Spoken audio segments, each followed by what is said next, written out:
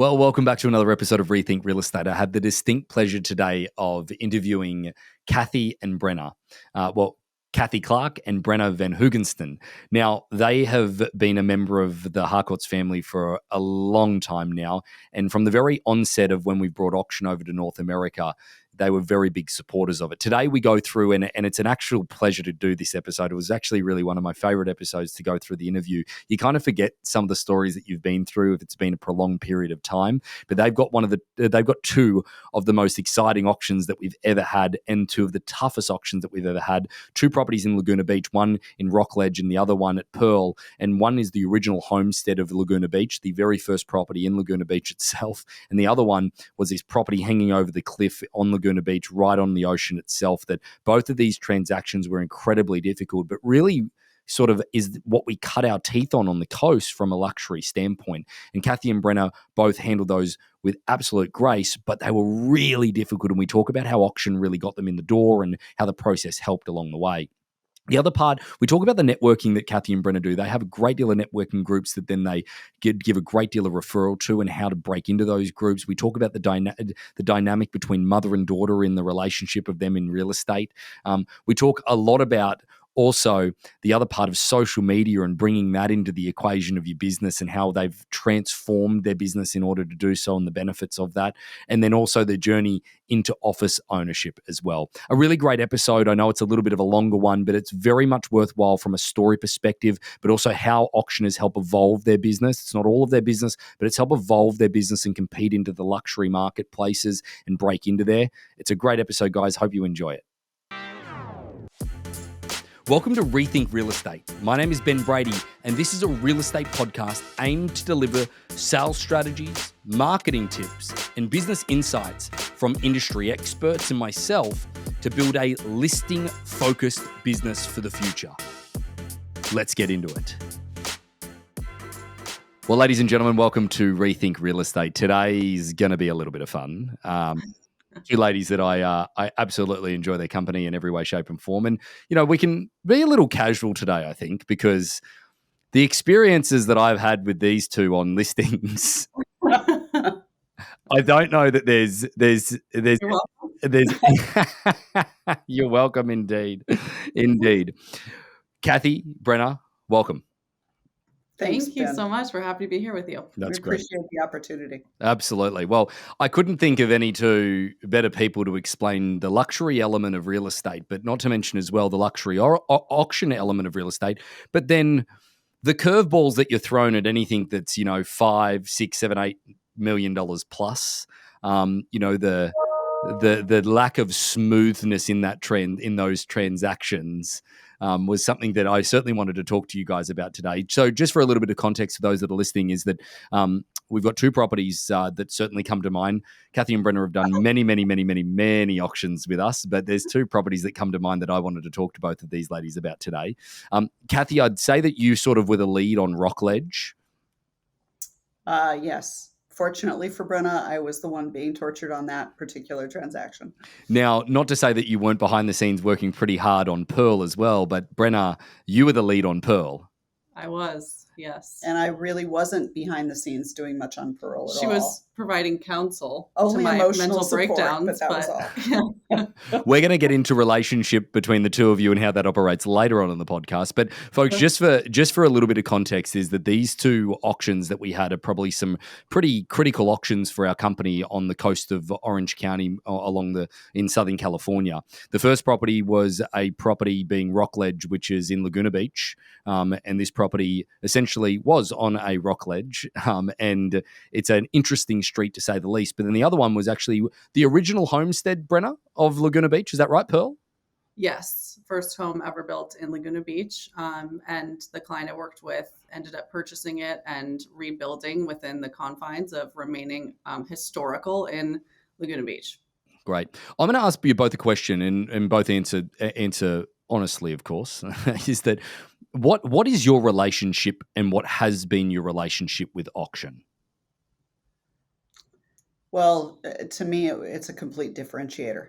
I think auction is an absolutely brilliant concept. And to me, it's the single biggest point for us as agents to stand out with a completely unique selling proposition. And what we found is really intelligent sellers really like the process. They get it. Um, I mean, I was born into auction. This was the first real estate company I worked with when I got my license. So I didn't have any of those preconceived notions as to how real estate should be sold when I first started learning about the way auction runs. So from the get, it's been, yeah, this makes more sense to me. And seeing the results that I saw agents getting when I first got into it, and us getting as a partnership, it just became more and more clear to me this is the way to go. You know what, Kathy, this is a pure product of us brainwashing her. This is amazing. Yes. well, that Very much so. But the truth is, one of our early auctions was a seller in La Jolla who had been told by the two top agents in La Jolla that they should never use auction. It's horrible. It'll damage the property. And he was a CEO of a large hospitality chain. And he pushed off giving me a meeting. His wife had scheduled it, and he finally gave me a Zoom call at the last minute, actually Skype back then. And at the end of 5 minutes, which was almost my time, he said, my motto in business is I'd rather compete than negotiate. And it sounds like this is the way to do that. And gave us the listing, and we got 2.5. And he called me the day that we closed, and he said, so are we done? I said, yeah, we've recorded, David. He said, great, I have some phone calls to make. And he called back those two agents in La Jolla who said, you'll never get more than 2-1, to let them know they were absolutely wrong. And we did it in 8 days. Do you know what? I'm going to, Chris, for those that are listening, we need to cut that up, and that needs to be a short, please. Okay. That's an incredible promotion. But I guess, Kathy, whilst Brenna, you were born into auction, you understand it very deeply. You know, it's funny how ultimately the notion of what auction is to somebody that comes into it, it's like, oh, well, that's just part of what I offer. Whereas Kathy, you had pretty vast experience in real estate prior to understanding auction. And one of the things I have to give credit to is that there's a great deal of people that we speak to, whether it's on this podcast or on a daily basis, that have done traditional real estate before, but they can't seem to really grasp the concept of auction all that well because of their traditional habits that they have forged. How did you sort of let go a little bit and bring it into the equation? Well, I had a background in marketing as well, and I was always looking for something that was a differentiator. And while I've been in real estate, I mean, I bought my first piece of property in Southern California in 1980. I was 2 when I did that. But as a result, I've been in real estate one way or another through mortgage or other things for years and years and years. But suddenly I wanted to go into real estate per se. And people said to me, well, what makes you different? Because, we know all the people in town. We know all the other brokerages and all the folks, and all the people we know all those same folks. So what was going to make us different? And to me, auction was the absolute brilliant piece that would allow us to do it entirely different and have a reason for people to give us an opportunity. And that's where it started. And that's what we've really embraced. We believe wholeheartedly in auction. I just think it is the only thing that makes sense, again, to intelligent, pragmatic sellers, particularly. Yep. They're really a pleasure to work with on it. Sometimes you don't have that, so it makes it a little more challenging. But in context of our partnership, first and foremost, that's how we see the opportunity. And then if we can't get them to understand it for one reason or another, then we go traditional. I know I'm going a little bit off script, but you guys have just listed a property that I actually commented on social media just recently. Beautiful property. Whereabouts is that exactly? It's right on the side of Newport Boulevard, so right across from Hoag Hospital. Okay, great. Okay, so that's Newport Beach. Can you discuss, because I know that you probably would have presented auction to that seller and they didn't want to do that. Can you just discuss quickly why that is in those situations? Why does somebody not understand it? Or did you present it or didn't you present it? Can you just give me your working around that? We were referred in by a very good friend who has known us for, well, she's known Brenna since I grew up with her kids. Yeah, very, very long relationship. And as a result of that relationship, it was a little precarious. We were up against every one of her friends are some of the top agents in Orange County. And one of the reasons that she selected us was because we didn't have a relationship with her prior. Got it. She doesn't live in the home. It's an investment for her. And we competed and won against, I suspect, two of the top agents in Newport that anybody would know the names of. Both men, by the way. Right. But it for her, we were already fighting so many unstated things that it did not feel like introducing auction at that point was going to give us the opportunity. However, if we don't get what she wants for the home, then to me, that's the time we go back and we have that conversation. But she had so many people giving her opinions. I was really concerned to give her any margin for not choosing us. Yeah, I think that, that's a really good point, because I want to make sure that people understand here is that auction is not all of your business. You guys do plenty and have done lots and lots of your business traditionally. It's a tool to be used in the appropriate situation. And that's where I want to kind of segue into these two properties that we were discussing earlier. I want to talk about Rockledge first of all, but just doing it in chronological order, is I guess that, Kathy, how did you get the opportunity for Rockledge, and then what's the background story on the whole Rockledge situation, and then how did we end up at auction? Because that client, very, very difficult client, a very difficult property and a very emotionally connected property. Could you just give a bit of a synopsis of all that? So we were referred in by somebody that we had helped sell their home in Three Arch Bay. She was friends with this woman from church, knew she had been struggling. She'd been through 3 agents and said that she really should talk to us. So that's how we initially had the opportunity. The home had been on the market for several years, starting at a very, very high price, because it in fact was one home built in the 50s with a vacant lot and only a garage up on the street. So it was actually 2 parcels and 160 running feet of blufftop oceanfront, which is a great thing. But it's also coastal commission and Laguna Beach building department. It's all of those elements. So for everyone who looked at it, some of the biggest names in real estate in Orange County looked at that property along with some celebrities. And for one reason or another, the owner would not allow it to be staged. She had more stuffed animals than any 75-year-old woman. It was a time capsule at the home. Really was. The furniture was there from the 80s, and she was very proud of it all. So everything that the agents that we all tried to do, she wasn't open to listening to.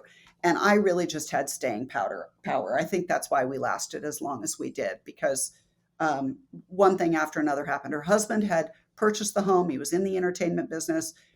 He had been very, very frugal, but had purchased the home and subsequently purchased the additional lot. He had passed away in the home 6 years before I met her. And she was very emotionally attached, conflicted with family issues as well. As messy as it gets in terms of all the factors at play. So when I described who our ideal client is for auction, she is the polar opposite of that ideal client. And all the way through the process, it was pretty brutal because of that. But she had already not succeeded at the original list price she'd gone on the market at. What was the original list price again? She was originally on the market at roughly $15 million. Yep.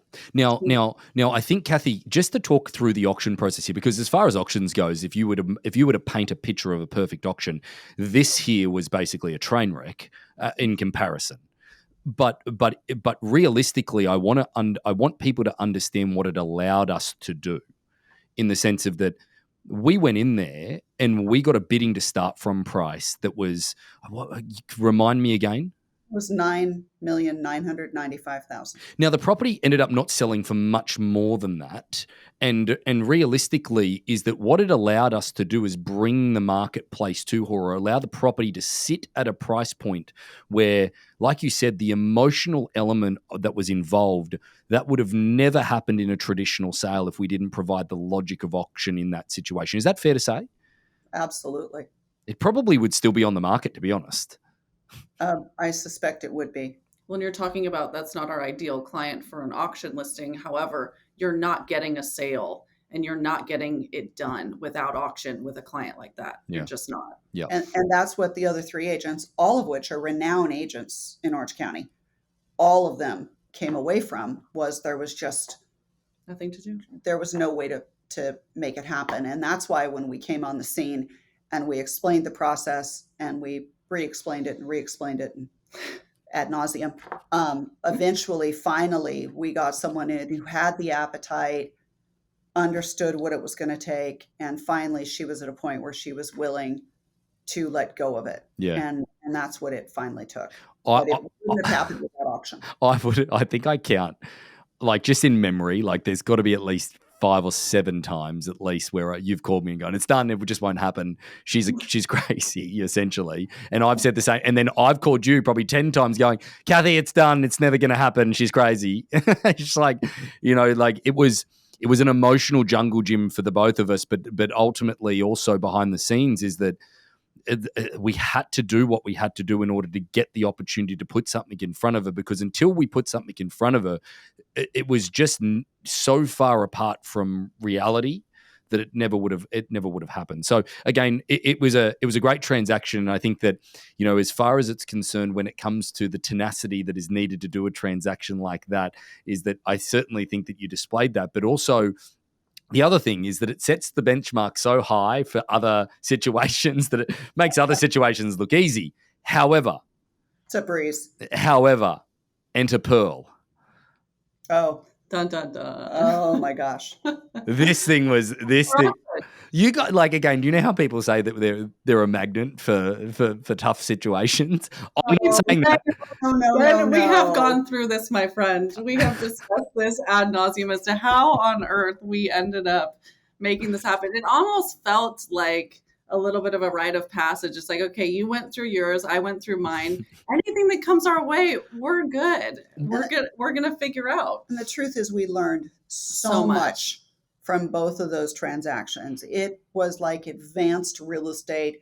People who'd been in the business 30 years said, I've never seen something like that on both of those transactions. And so while I'd love to get those 2.5 years back in my life, because I aged badly during that time, I would say that there was a lot of value that we both got absolutely out of everything from client management to unacceptable client behavior to basic facts we needed to know and contractual things that we hadn't been aware of. And so, yeah, I think that the thing that, from an outsider looking in, and I want to get into Pearl quickly, Brenna, with you, but from an outsider looking in, if you were to take those 2.5 years of doing those 2 deals, whilst you were doing deals in the middle of essentially you were selling property essentially in the midst of all of it anyway, but really after that 2.5 years, you guys pretty well exploded in your business. So I think that it sort of, maybe it set the tone from a perspective of, one, it gave you some really good track record, but second to that is that, not to say you didn't have it beforehand, but those properties are pretty big sort of milestone properties within a marketplace that come with the advantage of saying that they were on the marketplace for years beforehand with every single one of the really so-called top agents in all of Orange County and quite possibly Southern California, and being able to do those deals. But I think that there was an explosion after that within your business that essentially might have set the tone from an exhaustion perspective that nothing could even compare. However, Brenna, talk to me about how the opportunity came about for Pearl. Where did it come from and how did you get it? So Pearl came out of, I was at a networking event. I was actually on Zoom at that time. And I had spoken about auction very briefly in front of another agent who sells a lot of luxury properties in Laguna Beach. She had the listing on Pearl and had not been able to sell it, had it listed at a higher price than we all knew it was going to sell for. And her listing was running out. So she had her client mention something about trying out an auction. And in an effort to, hold on to the deal after the expiration, she brought me in to run the auction process for the client. So that's where that came from. So give me the original list price that she had on the property.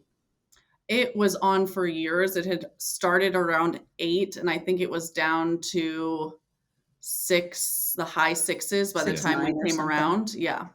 And can you give a bit of a lay of that property? Like Kathy said that hers was on the bluff and but your guys' property, I guess. Give everyone a bit of an understanding, because when we say the original homestead, the first home that was ever built in Laguna Beach, like, that's a pretty significant thing. Yes, it's very significant. So you obviously have massive views of the water. You're one row of homes away from the sand. However, the original investment was made into this property in order to rebuild and essentially flip it. So what ended up happening was there was a larger parcel, larger for most parcels in that area of Laguna Beach.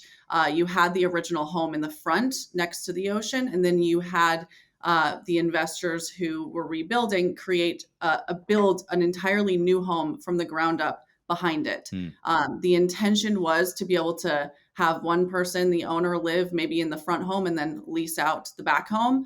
But it was logistically somewhat of a nightmare for anyone trying to purchase a home, assuming the square footage would be a combined square footage of those two properties as opposed to two separate homes on one parcel, And smushed together in Laguna Beach. And then let's do a bit of a Salt Bay and just sprinkle a little bit extra on top. It comes with what's called the Mills Act. Now, most of the time that brings in a great deal of investors because you don't have to pay as much property tax on the property and all of that type of stuff. But in this case, it just complicated the situation to no end.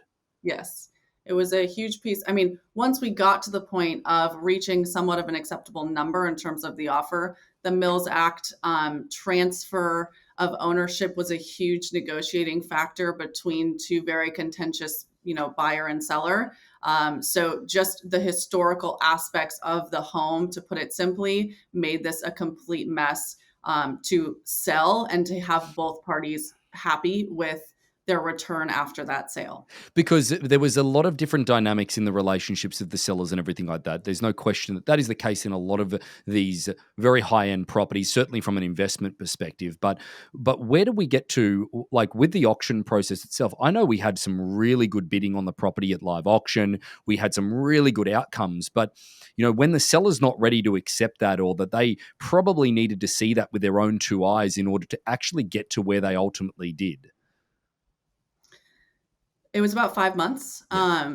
And granted, when you compare that to the years that it had been listed, that was a great result. But yes, one of the more unique characters I've dealt with in my lifetime. So the situation had a lot to it. There were several investors that were involved in the beginning. There was a lot of fallout over the massive amount of time it took to build the property and get plans approved with the city and all of those pieces. So a lot of time had eclipsed since the beginning. A lot of people wanted their amount out of the home, and a lot of people thought that they would have gotten a lot more, from the get. Their assumption of what they would walk away with was not what they were getting. So getting an agreement in place of what that final number would be was virtually impossible. Yeah. So there were all those factors at play. We were able to start the bidding at, I believe it was 3 million. And very quickly after had offers in the 4s. But we ended up selling at 5.6. And from the beginning, the expectation on my end was that it would sell around 5.5. So that resulted in about 5 months, I think, in relation to just the carry cost alone of having it listed for years, was, I think, a great result for the auction. Oh, there's no question at all. And the thing that I want people to understand here is that, Brenna used this auction process as a tool to educate the client. You basically had to do an auction. We basically got a great result, and then they didn't agree to that great result, and we had to auction it again.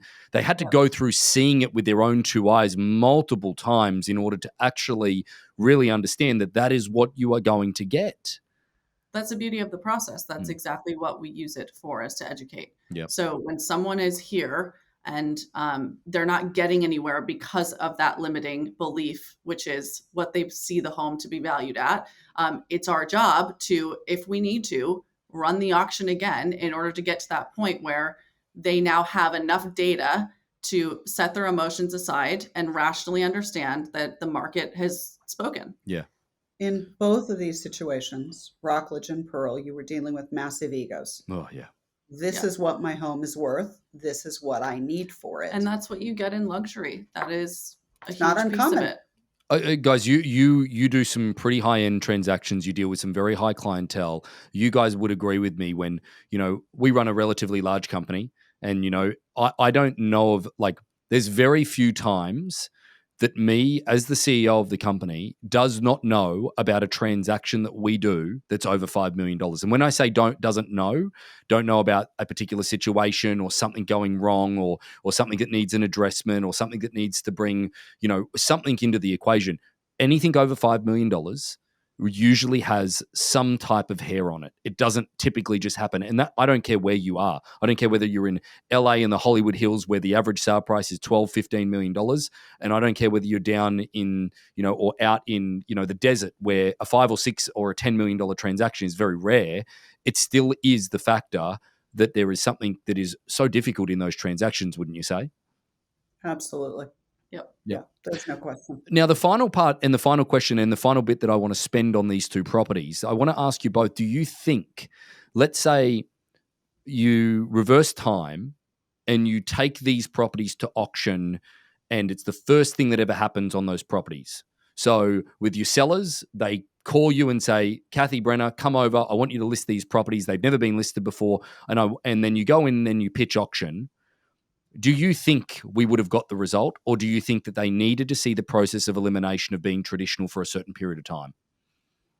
I do think that. I think that if you'd gone straight to that, there's no way that either of them, either party, and that there were a lot of parties in both of our transactions, no one would have been ready to accept it. I think they have to struggle through. That's why I think it takes the really unusual individual who is pragmatic in the first place. I mean, we're dealing with somebody right now on a transaction, and he says, I don't ever get emotionally attached to real estate. I just don't. I listen to what someone's willing to pay, and that's what the house is worth. That's a pretty rare. Unless you've got someone who is firmly rooted in reality from the get, you need those months or years being listed traditionally in order to be able to have someone learn time and time again until it hurts so bad that they have to rethink it. And there are those people out there, just like the people we talked about in La Jolla, who are firmly rooted in reality and are pragmatic and look at it like the investment that it is. Those people are rare. But one of the things we always try to get people to do is look at the numbers.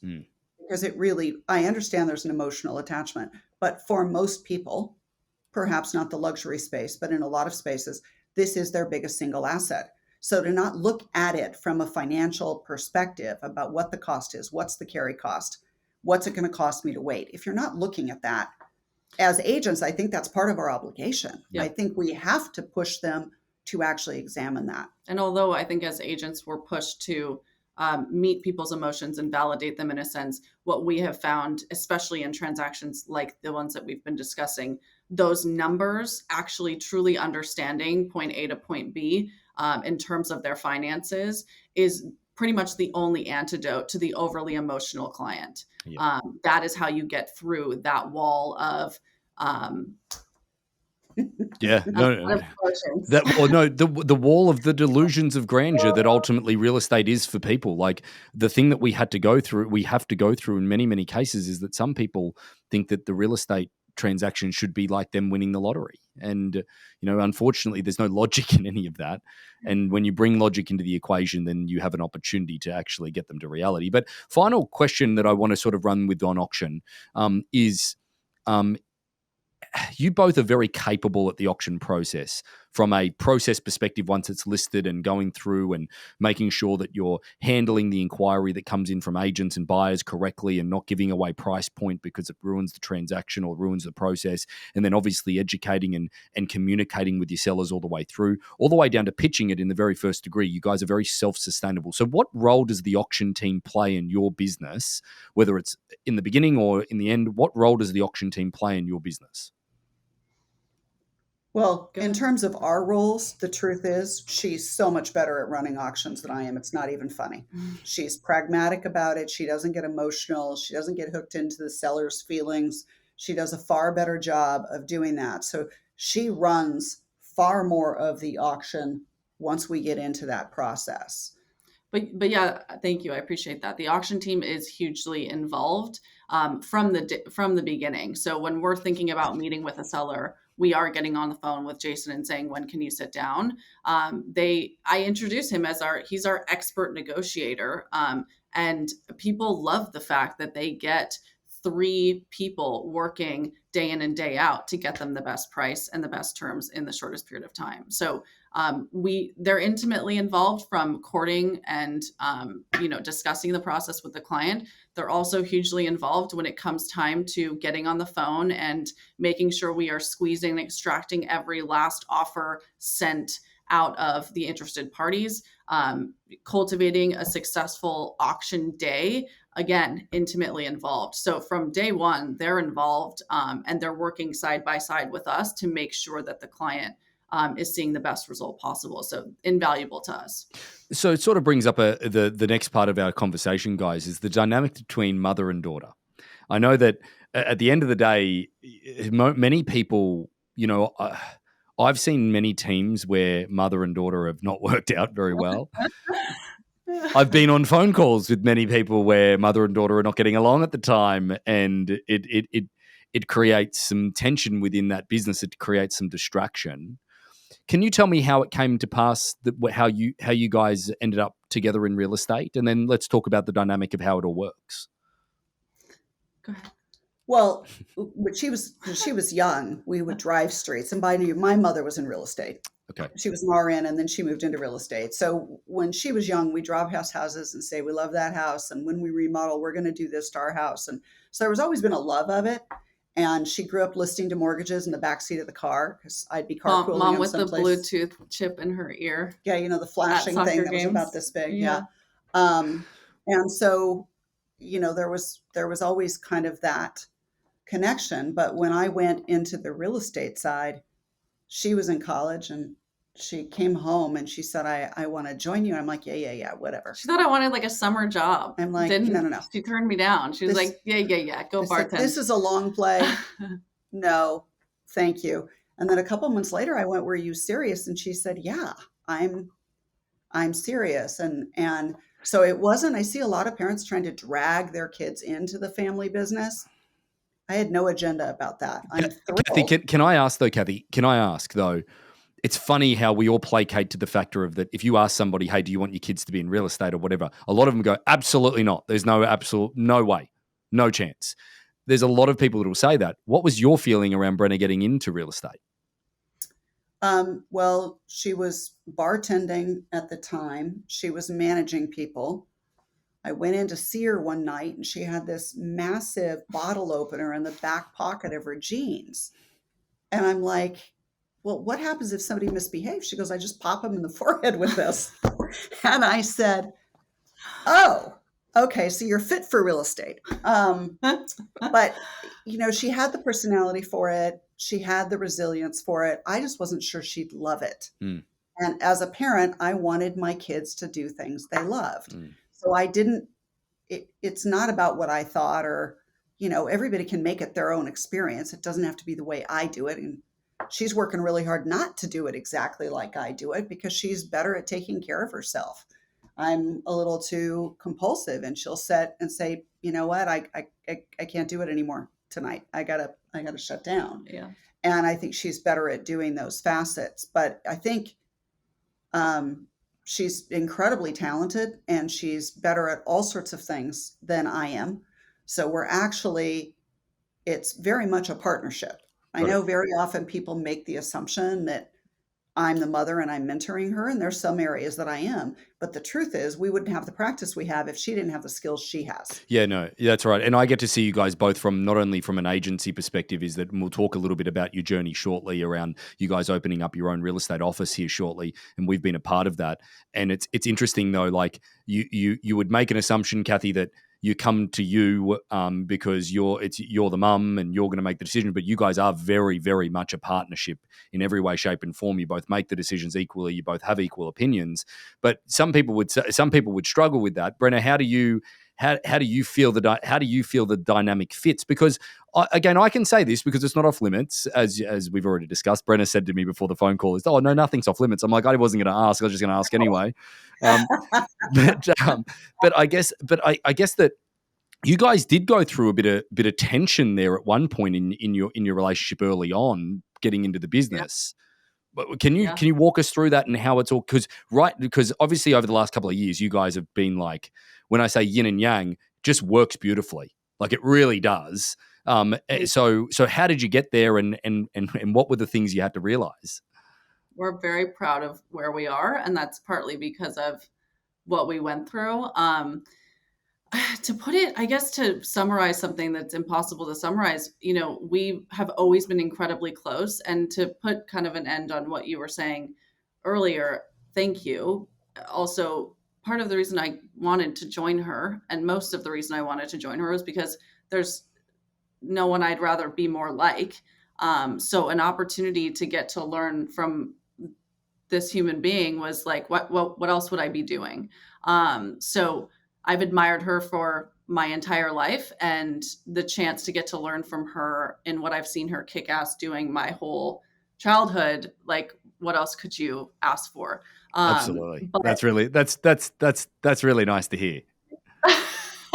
it is, I'm sure. She's like holding back tears, I bet. She's a crier, this one. So in relation to our dynamic getting into the business, I think there was a lot of stress going on. We were coming into the business and trying to kind of reform our financial lives. And we all know this business can be tough. You can go months without a paycheck. And so we were really trying to get our feet under us. And I think at the same time, I lacked a lot of skills and I lacked a lot of understanding. And so it was a process for us to find our groove and find the ways in which we each bring value. And to be quite honest, to manage our stress and our emotions to the point where we don't spill over onto the other. And we all know this business can be extremely high stress. And so the biggest, I think, obstacle for us has been understanding how can we get through our day and better equip ourselves to withstand what this business throws at us and the stresses of being business owners without letting it spill out into our personal relationship. That was the most important thing to us, is we'd both rather walk away from this business than to lose our friendship and our family dynamic. And so that's always been at the forefront. And that's why we've put a lot of work into and when I say work, I mean literally going to therapy to like figure out how we can do this better. And I think we're both really proud of where we are now because of that work. What's the continued work that you guys do in order to make sure that you don't fall back there? I mean, I think we learned skills in the time of the therapy and the time before that of we can now we can get a sense in ourselves, we can get a sense in each other if we are falling into old patterns. And we can recognize them sooner than we used to and address them sooner than we used to and get to resolution exponentially faster than we have before. So that's what I mean by those skills, is things don't erupt the way that they used to because we now understand ourselves and each other better. Yeah. Well, and I think us sorting out who does what, how we do it, understanding that we're equally important. Yeah. Regardless of what it looks like. Because I can say, I'm doing this, this, and this. What's Brenna doing? Right? Yeah. And I know she can go, I'm doing this, this, and this. Why is she asking me all those questions, which are usually passwords for anyone who knows us well? They will find that. Password to this. Yeah. But the truth is, I have always, every business I've had has been based on relationships and based on referrals. And we came into a model with where we started that would very much push, that's great. You can do sphere stuff, but you should be cold calling. Yeah. And Brenna took the philosophy of, I'm going to follow that mode because that's something that's tangible. She's an athlete. She likes being coached. She likes being told, if you do this, you're going to get that. Yep. And she did it. I don't like getting cold calls. So to the core of my being, I don't like making cold calls. You've also built several businesses off of being a connector. So why would you sit in cold call when you can go out and make relationships? So it took longer than it needed to take to get to where we are. But I think the biggest reason that held us back was our own relationship and getting that. Once we got that sorted out, it has been everything taken off. It's just to watch it. It just has been, once it clicked, and it clicked in a really, really solid way. And as we're talking about the different styles of real estate, I guess that I want to lead into you guys and your networking that you guys go through, because you guys, I have never seen two people better connected. Like, just to be clear, is that I'm meant to be the connected one, being the, the person running Harcourts and all of that type of stuff. I come to you guys for my connections. I'm like, I need this. Can you get me somebody? So I think that, your connections and the volume of business that you guys get, and it's not referrals from friends and family. Like, yes, that comes, and like just relationships you've got, like just from your social sphere. It honestly is one business professional, an attorney that's giving you a lead, a commercial agent that gives you a lead. Like it's business to business referral. And I think that really speaks to how you guys are networking. Do you have an approach? Do you have a philosophy? Do you have some type of, if someone's like out there going, I'm a really good people person, or I'm a connector, could you give them a bit of a lay of what you guys do and the groups you mingle in and how you look for that? It's a long play, and this is something I had to kind of relearn because I was so focused on quantifying my activities in any given day. But if you approach creating relationships and networking with the idea of how can I serve this person? How can I help this person's business understand what they do, understand how to refer to them? If that is what you step into every conversation with, in time, you will eventually see business return. But if you're approaching networking, like, what can you give me? What do you have for me? It's never going to get you anywhere. So that would be, I think, the single most important thing for me as a people person who can make people feel embraced and safe and warm. I am just putting all of my effort into learning about you, so that there is that likability, and in time they will then think of us when they have a need. Kathy, how did you build your success? Was it because you'd had built success out of it previously that you've seen it as such a success now? Well, I was joining networking groups when I was 20 years old here in Orange County, where there were spiral binders and you showed up at somebody's house long before the internet. Again, dating myself. And so I've always believed in that.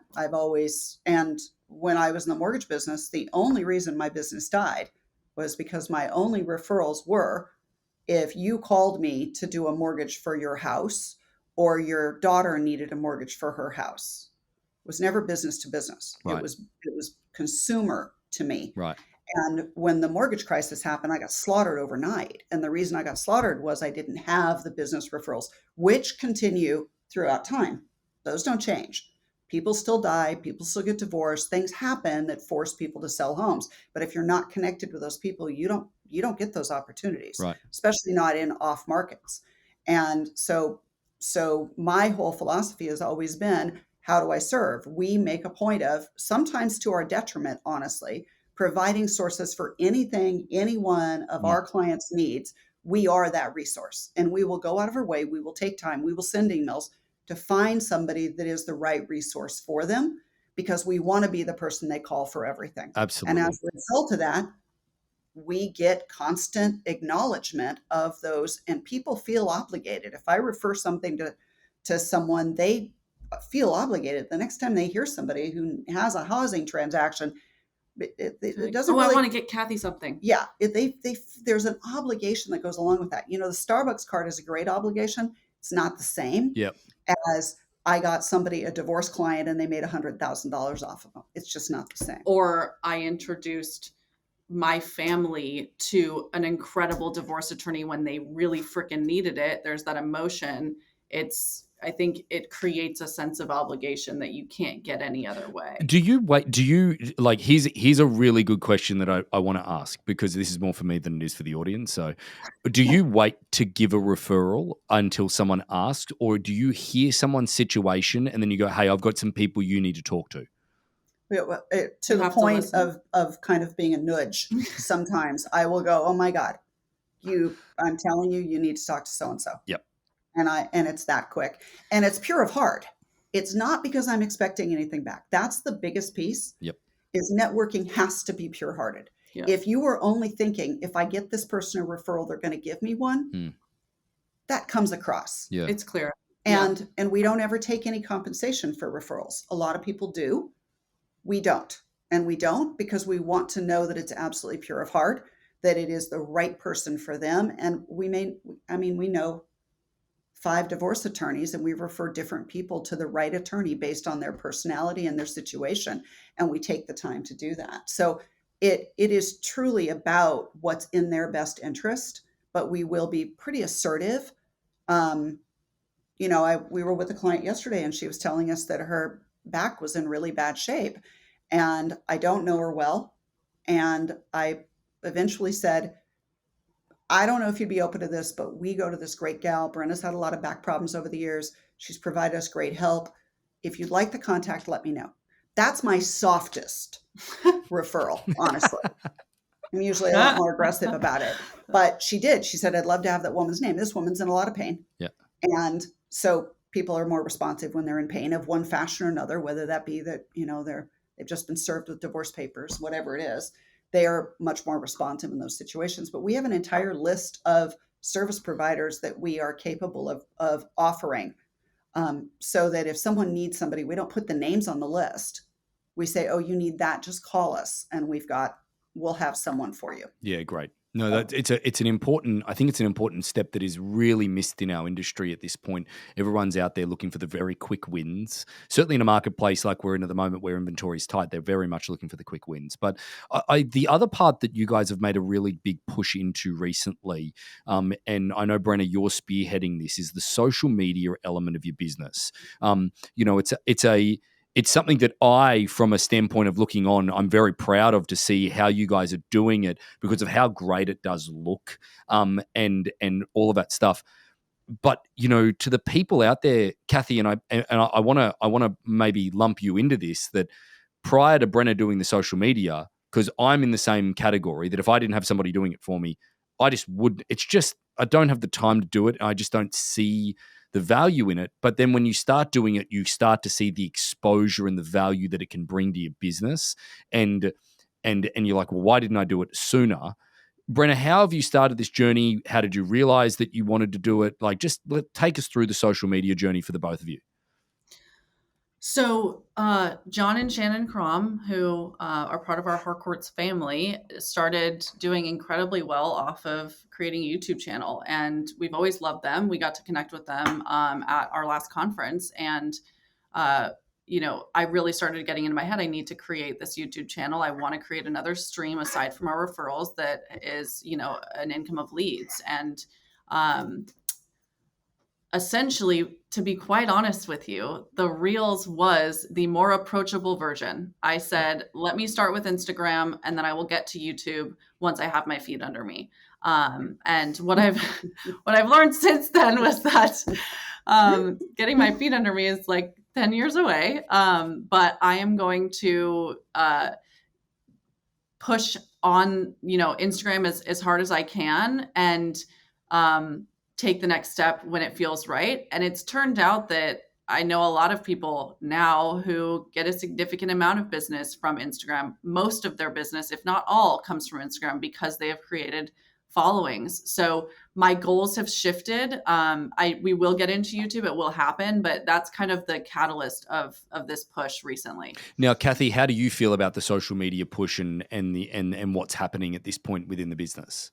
Well, we made a decision together that Brenna was going to invest the time. And for anyone who doesn't understand what's involved, because I'll routinely say, well, I told her you just come over there and you just shoot a quick video. She offers me up. I'm like, dude, this is not 10 minutes. Yeah, thank you. I try not to do that, but it's the same thing about referrals. Sometimes I just can't control myself. Yeah, she'll go over. But it's massively time consuming. It requires a massive amount of creativity. Things which she's much more inclined toward than I am anyway. I'm numbers. If I'm going to be creative, I really have to completely get out of my head, be completely disconnected from anything, and then I can be a little creative. But it is not. I can't do it in tandem, and she's routinely having to do that. So just this week, we've gotten 3 calls from old people in our sphere that I had no idea. They're not on any of our lists of send People them we up, reach out to. invite them to our parties, anything else. But they saw it and reached out and said, I see all your stuff on social media. Hey, we need to buy this and we need you to sell this. And it happened. It happens every week now. It's amazing the passive nature of it, isn't it? Yeah, it's And at least this last client is somebody who knows tons of people in the industry, tons of them. And she specifically said, I see what you're doing online, saw that you're opening an office, want you guys to come do this. And that was just one particular one. So I'm all behind it. The biggest challenge is we need the right environment. We need more of the right equipment. There's some pieces like that we've put off doing. But those are kind of the next step to really support her in that, because it is really important, and she's really good at it. Yeah, I totally agree. But I love every now and then you drag Kathy into it, Brenna, with a video. once in a while, I'm like, get over here. They're my favorite. They're good. And that's funny because that's kind of what people comment, and I'm slowly getting a little more comfortable. And once we have the right gear and we have the right environment, I'll do better. But even for photos, I mean, just stab me with something dull and I would prefer that over doing any of this stuff. That's good. So she really does have to work. So Brenna, tell again, I don't want to spend too much more time on this, but somebody out there that's really struggling to get into the rhythm of this, and it is a rhythm. There's no question it's a rhythm. Yeah. Where do they start? What are the first things they need to do? And how do they let go of perfectionism? That is the biggest piece, is just it's better to post something that's not perfect than to not post at all. Put your ego, just check it at the door. You're going to be uncomfortable and you're going to feel like you look stupid. You just need to push through it, because eventually you won't anymore. I would say get the most basic tools or hire someone, whatever you have the means to do, to just create one per week. Just start there.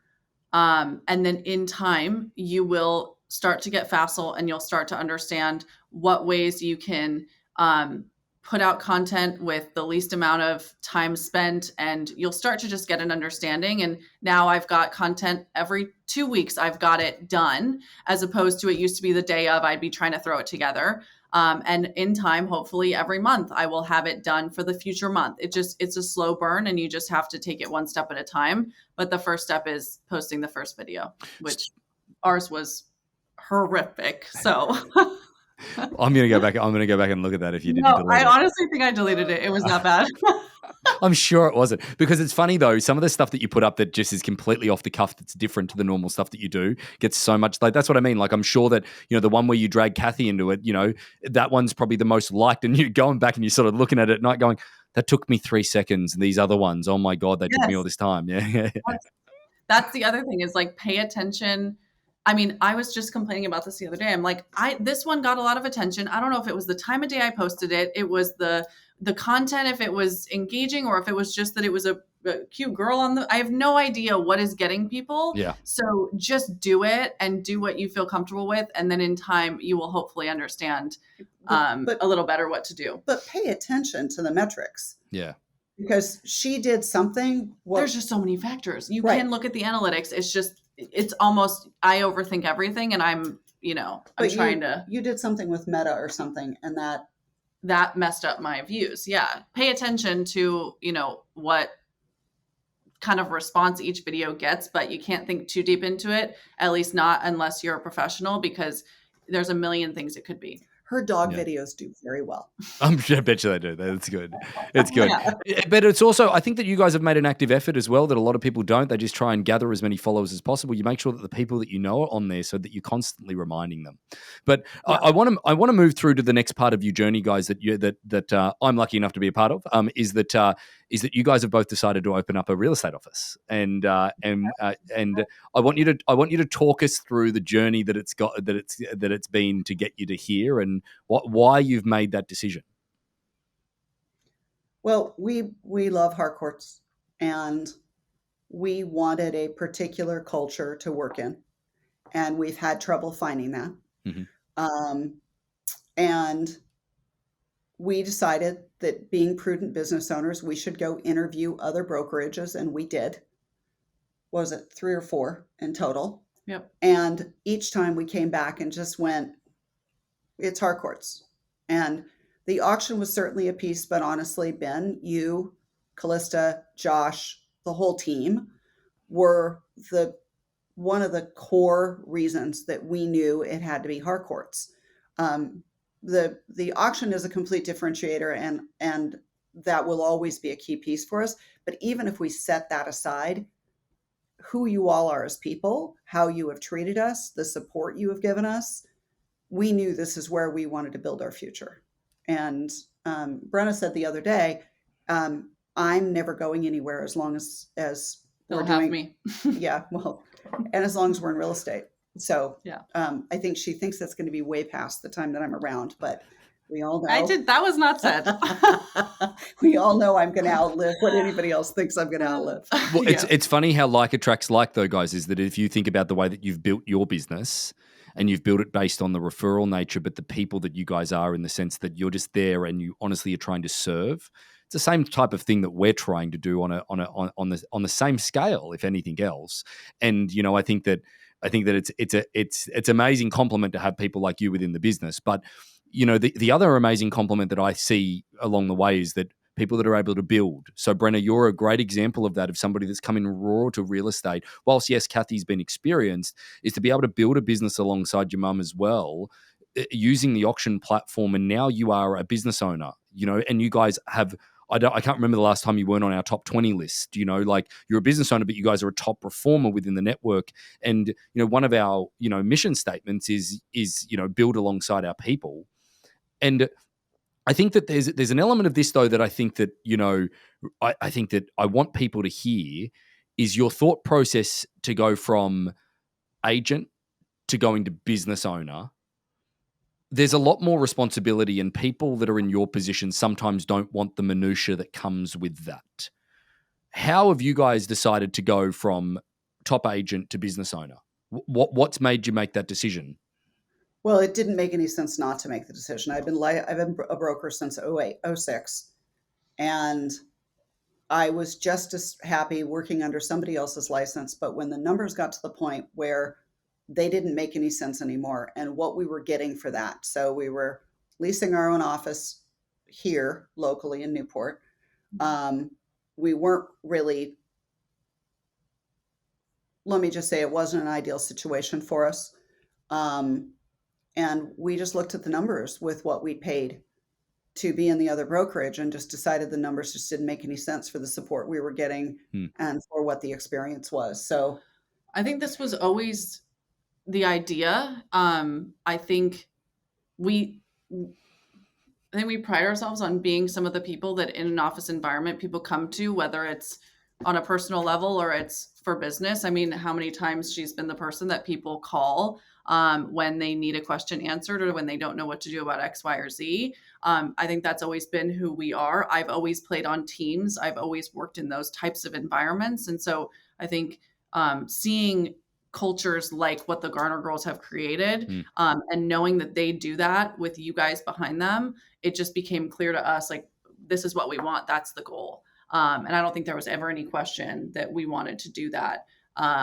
Even when we were agents trying to build our business. She can say that. I've been terrified of the paperwork. I've been terrified of dealing with the DRE and all those pieces. And they have been the only pieces I haven't enjoyed, honestly. Yeah. They're not enjoyable pieces of doing it all. And they're distracting from running our business, which is still our primary focus. Perfect intro into running an office. Yes.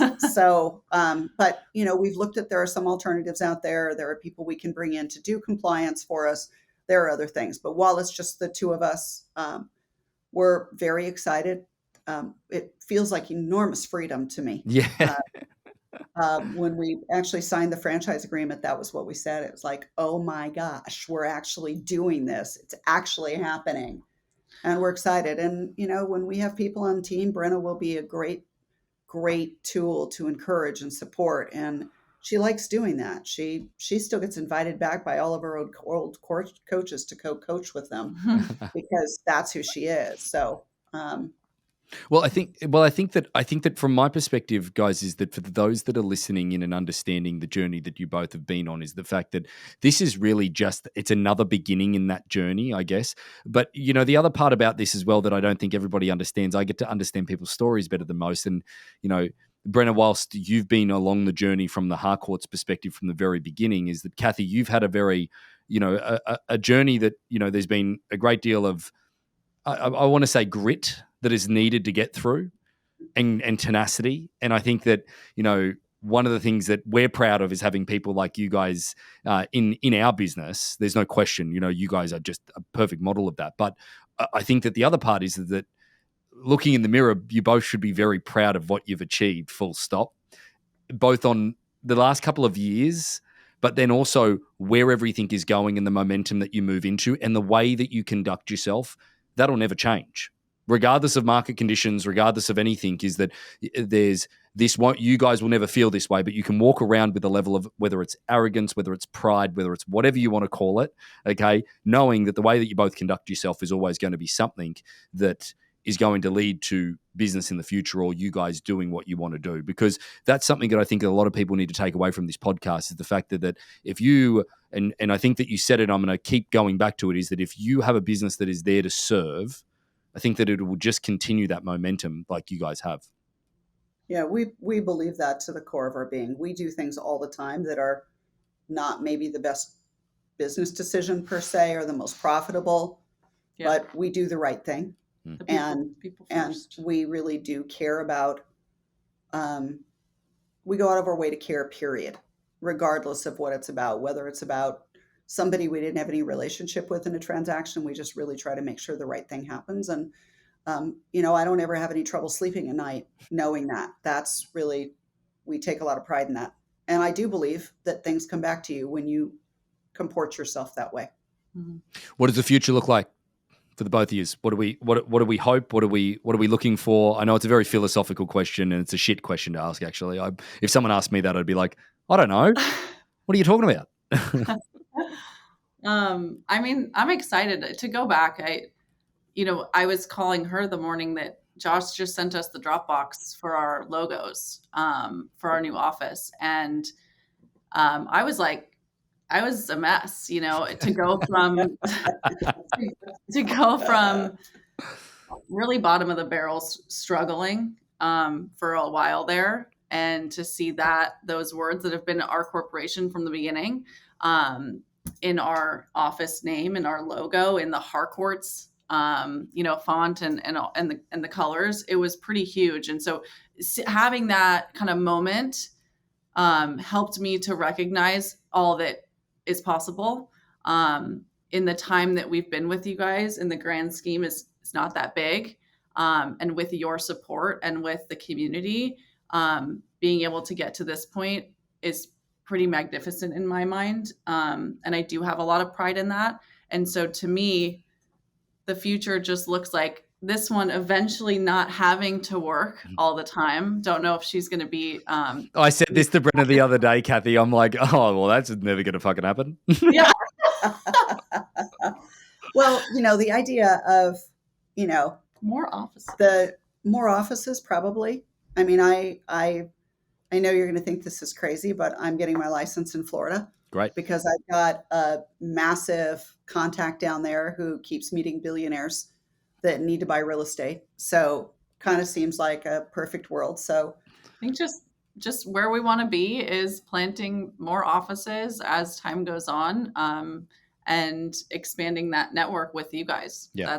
That's my goal. It's amazing. It's an amazing story, guys. And I'd say it again, and everyone's probably for the last 10 minutes going like, all right, but wrap it up, you guys. It's an emotional quest here. What's going on? You keep patting each other on the back. But hey, I truly believe it is that you guys, I'm very, very proud to be associated with you rather than even in business. That's just another overall privilege. And Calista and I are thrilled to have you guys in our life. But again, the part of this that really makes it awesome is what we've been through in properties and different things, and hopefully people can get a little bit out of that journey today. But reality is that I enjoyed today. This is a great episode. I really liked it. Thank you so much for joining me. Thank you, Ben. We appreciate it. We feel you guys are our family, and we're very grateful. So thank you Yes. for all the opportunities and for all the support. And excited for what's to come. Absolutely. Thank you. Ditto. So about 75% of our audience hasn't liked, followed, or subscribed to our podcast. It would mean the world to us, and it would help this podcast more than you know to expand our reach if you were to like, follow, or subscribe on any of the platforms that you're watching or listening on. Thanks again.